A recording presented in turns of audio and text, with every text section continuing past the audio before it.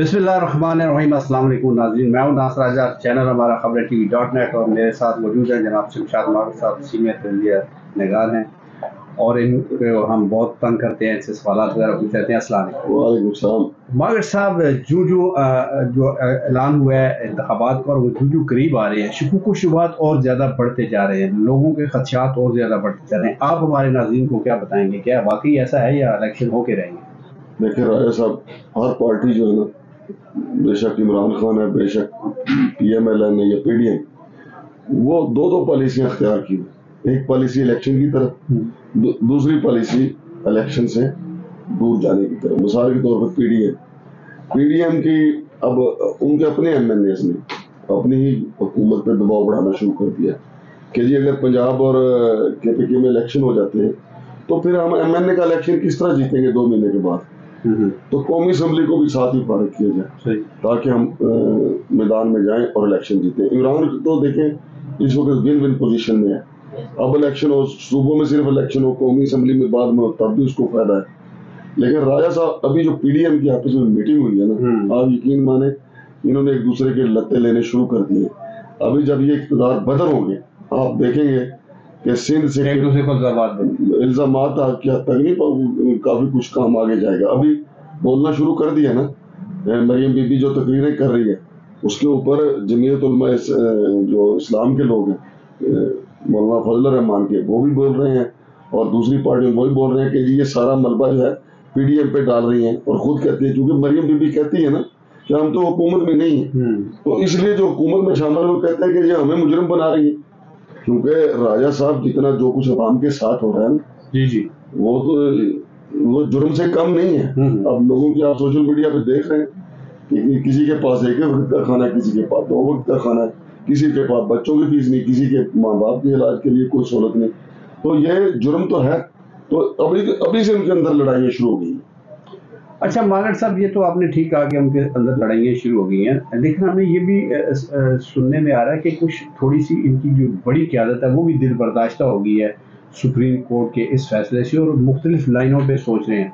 क्या कोई उनकी तरफ से कोई बड़ा फैसला आने वाला है, जैसे कि आपने कहा कि एक दूसरे के लत्ते लेने शुरू कर दिए, क्या कोई सियासी फैसला भी आने वाला है जिसकी वजह से को उथल पुथल हो जाए? राय साहब, एक खबर मैं आपको बता दूं, PDM की बचत इसमें है कि वो इलेक्शन की तरफ चली जाए। बस सूरत दिगर में राय साहब आपको बता दूं, कहीं ना कहीं एक मनसूबा बंदी हो रही है मालियाती इमरजेंसी नाफज करके इलेक्शन को आगे ले जाने की। अगर मालियाती इमरजेंसी लग जाती है तो PDM के हाथ क्या आएगा? अभी तो वो इमरान खान को फिर भी मलबा डालने की कोशिश कर लेते हैं ना, फिर उन पे मलबा डालना बड़ा मुश्किल होगा। जो मालियाती इमरजेंसी लगाएंगे और टेक्नोक्रेट्स की हुकूमत आ जाएगी और फिर मुल्क के तूलो अर्ज में जो है ना एक नया तूफान बरपा होगा। इसीलिए राजा साहब, ये भी आपके इल्म में होना चाहिए ये भी कि आसफ अली जरदारी साहब, पीपल्स पार्टी जो है, वो ये चाहते हैं कि इलेक्शन को ना रोका जाए, कि इलेक्शन में जाया जाए, लेकिन उसका उनका वो अपना तरीकेकार है। क्योंकि पीपल्स पार्टी एक बड़ी जमात है, जोड़ी जमात है, और लेकिन पीपल्स पार्टी में 100 नक्स होंगे। एक बात है कि वो गौर खौफ से, मुशावरत से फैसले जरूर करते हैं। अच्छा मान साहब, जब आपने पीपल्स पार्टी की बात की, इमरान खान ने अभी कुछ दिन पहले एक बयान में ये भी कहा है कि वो जब ठीक होंगे तो वो सिंध के एक ज़िले का दौरा करेंगे।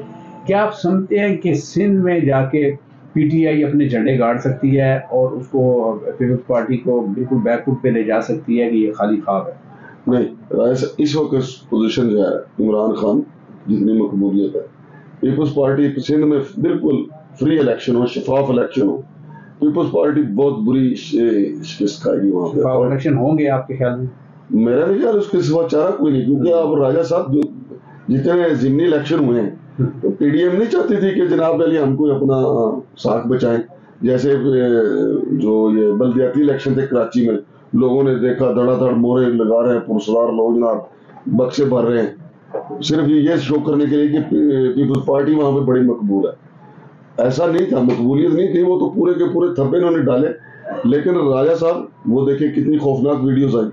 तो अब जब से हुआ क्या मान साहब, वीडियोस तो खौफनाक आती रहती है, उसके बाद क्या हुआ?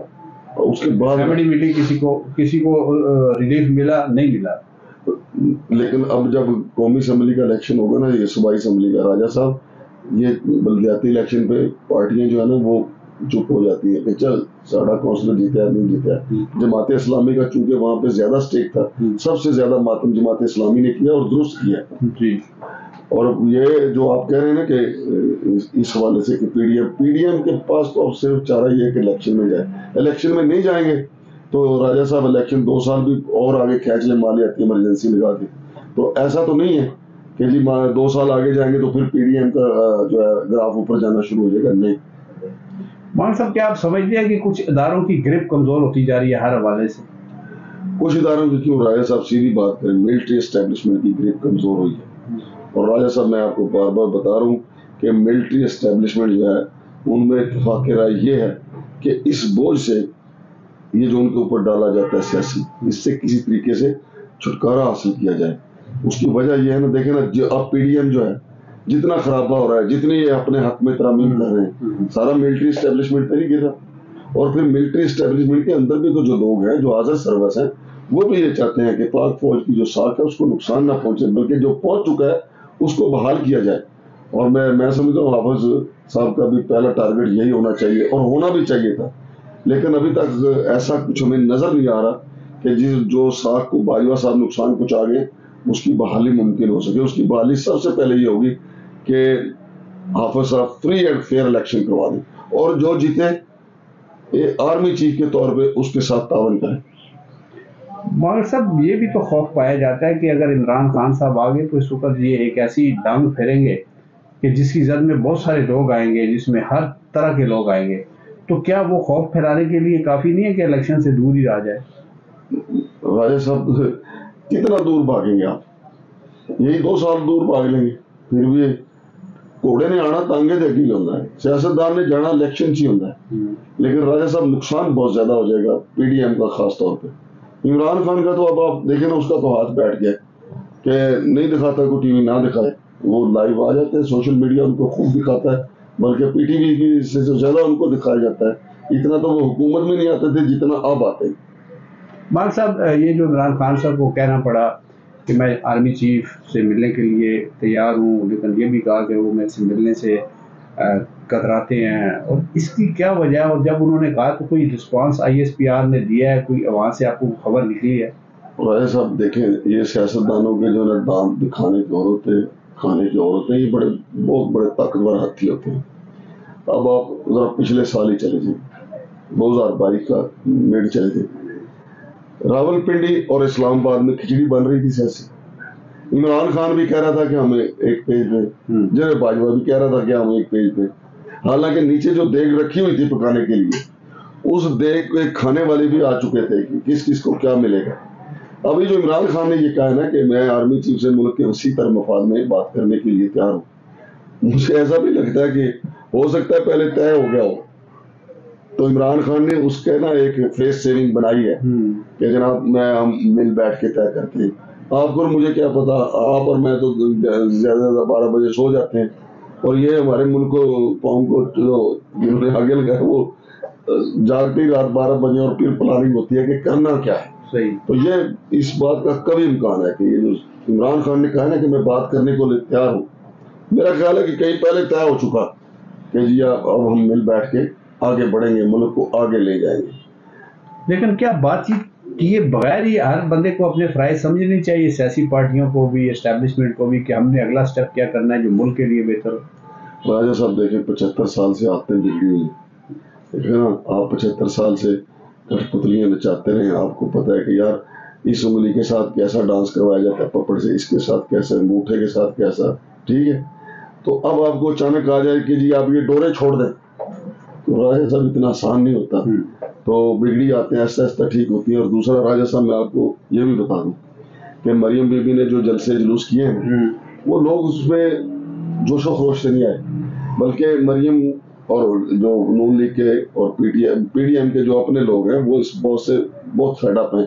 ان کی طرف لوگ نہیں آ رہے, عمران خان بلاتا بھی نہیں ہے تو پیشیوں پہ آ جاتے لوگ آ جاتے چلے آتے. اور یہ بھی راجہ صاحب بتا دوں کہ مریم بی بی اب زیادہ جلسے کرنے کی بجائے لندن جانے کا فیصلہ کیا, دوبارہ لندن واپس جا کے. کیا اپنے ہتھیار سمیٹ کے یا ویسے کوئی نہیں, یہاں سے تو اس بات پہ جائیں گی کہ اپنے ابا جی سے مشورہ کرنے جا رہی ہیں फिर शायद वापस ना आए, उधर ही बैठे, चूंकि इधर तो अभी फिलहाल लोग जो हैं बीबी की तकरीरें सुनने के लिए तैयार नहीं है, क्योंकि राजा साहब कैसे हो, लोगों का पारा हाई होता है जब आप ये कहते हैं कि जब पेट्रोल महंगा किया जाता है, जब बिजली महंगी की जाती है, जब महंगाई बढ़ती है, तो नवाज शरीफ को और मुझे नींद नहीं आती। फिर लोग अपना सर पकड़ लेते हैं कि यार आपकी हुकूमत है, आप टैक्स लगा रहे हैं हम पे, आप महंगाई चीजें महंगी कर रहे हैं, तो कौन सी नींद है जो आपको नहीं आती। और वजीर खजाना है भी खातुल खास आपका, और वजीर खजाना भी और आपके हुक्म पे लगाया गया, इनके हुक्म पे लगाया गया। और फिर इसहाकदार साहब ने भी कई जगह पर माफी मांगी है, वो भी रफू चक्कर होने के चक्कर में वो भी निकल जाएंगे पहले की तरह। कल तो बड़ी ये खबर थी कि वो रिजाइन देने जा रहे हैं। अच्छा, ये राजा साहब मैं आपको बताऊं, देखिए ना, एक तरफ तो उन पे दबाव रिजाइन दें, तो कुछ वो लोग भी हैं कि वो चाहते हैं कि नहीं जरा ठहर जाए, विकेट पे खड़े हों। अभी देखिए मिफ्ता इस्माइल साहब फिर बोले कि 2 गलतियां मेरे आने से पहले हुई, 2 मेरे आने के बाद, 1 गलती मेरे आने के बाद हुई। यानी जैसे शायर ने, वो अवामी शायर ने कहा था कि 2 ही सिगरेट से दोनों ही पी लिए, एक तेरे आने से पहले, एक तेरे जाने के बाद। इधर मिफ्ता इस्माइल साहब कहते हैं कि 2 गलतियां पहले हुई, वो 3.5 साल में 2 गलतियां इमरान खान के खाते में डालते हैं, 1 गलती इनके खाते में। और फिर उन्होंने कहा कि ये IMF को आंखें दिखा रहे थे इसहाकडार साहब, अब उनके पांव पकड़ गए, ये मिफ्ता इस्माइल साहब कह रहे हैं। तो खुद PDM और मुस्लिम लीग नून के अंदर 2 धड़े हैं, एक धड़ा कहता है कि जी इसहाकडार से रिजाइन लो, दूसरा धड़ा कहता है कि नहीं इसको खेलने दो। अब शाम तक जो पलड़ा भारी होता है तो कि जी इस्तीफा लिया जा रहा है, वो कहते हैं इस्तीफा लिया जा रहा है। लेकिन इनके कहने पे तो कोई इस्तीफा ना वो देगा ना लेगा, जब तक मियाँ साहब लंदन से जो उनकी डोर नहीं खींचेंगे, उन्हें कहेंगे वापस आ जाओ, या इवन आप समझते हैं कि इसहाकडार साहब की मर्जी पे, वो अपनी मर्जी पे इस्तेमाल करते हुए इस्तीफा दे सकते हैं या आगे चल सकते हैं? नहीं, राय साहब ये दुरुस्त आपने कहा है कि वो मियाँ साहब की मुशावरत के बगैर नहीं करेंगे। उधर से उनको आएगा ना फोन आएगा कि भाई छोड़ छाड़ के इधर आ जाए, वापस पहुंच जाए, और हो सकता है ये मरीम बीबी के साथ ही चले जाएं और आसानी के साथ उधर से रिजाइन भिजवा दें। लेकिन अब मौज नहीं है इसहाकडार साहब की, इधर आए हैं। यार देखें, बोझ तो आम आदमी पे पड़ा है ना, आप पे पड़ा है, मुझ पे पड़ा है, जो रोज की कमाने वाला तनख्वाहदार तबके उन पे पड़ा है। मौसूफ आए हैं, हमें IMF के आगे, भूखे शेर के आगे डाल दिया, अब अपनी तनख्वाहें मुराद सारी वसूल कर ली हैं और खुद को जेन्युइन मेंबर सेनेट भी बना लिया है। अगर इस सारे उस सिनेरियो में बेनिफिशियरी है तो वो इसहाकडार। बहुत शुक्रिया मोहम्मद साहब। और नाज़रीन, मैं अमूमन सुना करता था, लोग जो सियाने वो कहा करते थे कि 100 जूते भी खाने पड़े और गंडे भी काटने पड़े। तो मुझे थोड़ी सी समझ नहीं आती थी, थोड़ी समझ आती थी। अब मुझे थोड़ी समझ आने लगी है, और मुझे ये भी समझ आने लगी है कि शायद इसका मज़ीद अमली वक्त आ गया। अपना ख्याल रखिएगा, हमारा चैनल सब्सक्राइब कीजिएगा, लाइक कीजिएगा, शेयर कीजिएगा। पाकिस्तान जिंदाबाद।